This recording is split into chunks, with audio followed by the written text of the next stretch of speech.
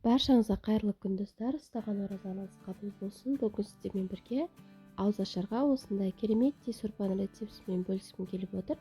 Олай болса соңына дейін бірге болып, арнама тіркелмеген болсаңыздар, тіркеліп қоюды ұмытпаңыздар. Мен керек заттардың барлығын алдын ала дайындап, турап қойғанмын. Ең алдымен қызып тұрған майымызға жуамызды салып, қуырып аламыз.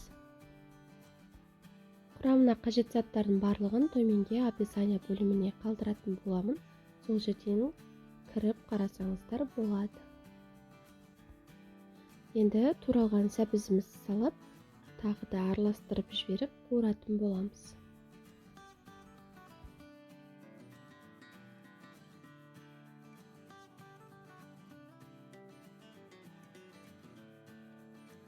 Енді картопымызды салып, оны да жақсылап бір қуыратын боламыз.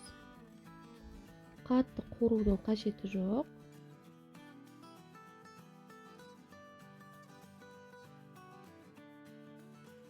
Және бір шай қасық томат пастасын саламыз.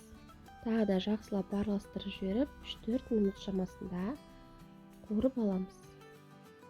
Барлығын қуырып болғаннан соң үстіне салқын су құямыз, шамамен 1,5-2 литрдей.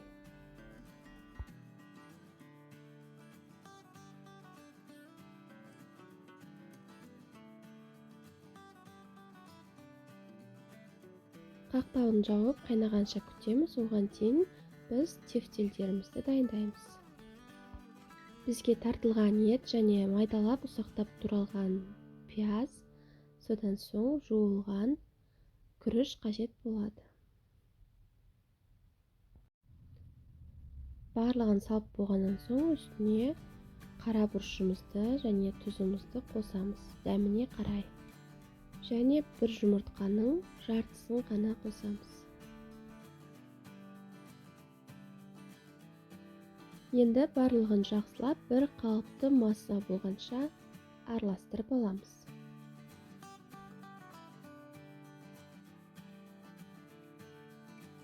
Барлығын араластырып болғаннан соң осылай фаршымызды жақсылап бір-біріне ұрамыз. Сонда сорпаға салғанда ажырап кетпейді.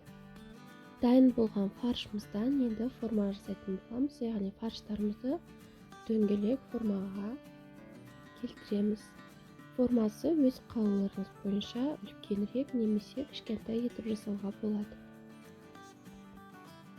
Достар, қазақша контенттің, яғни қазақша фудблогтың дамуына аз да болса өз үлестеріңізді қосып, арнама тіркелмеген болсаңыздар тіркеліп, лайк басып, пікір қалдыруды ұмытпаңыздар. Алдағы уақытта тағы да кереметтей рецептермен бөлісетін боламын.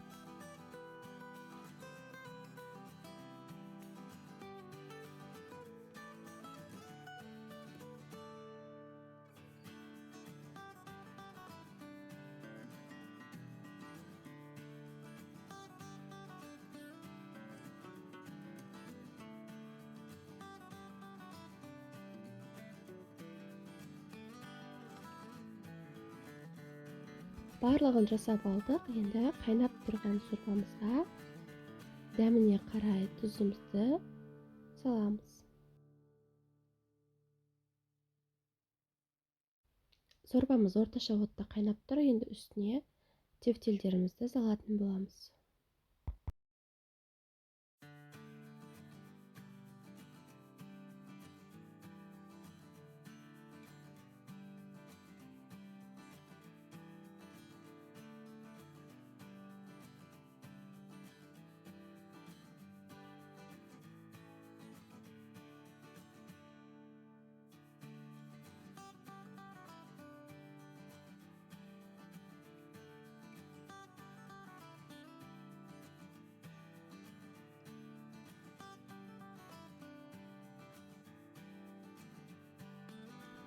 Сорпамыздың дайын болуына шамамен 10-15 минут қалған кезде дәміне қарай қара бұрышымызды және 2 лавр жапырағын қосамыз.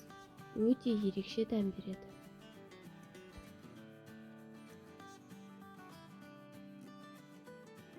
Мінекей біздің сорпамыз дайын болды. Енді ыдысымызға салып, үй ішіне ұсына берсеңіздер болады. Өте дәмді болып шығады. Дәмі де өте ерекше.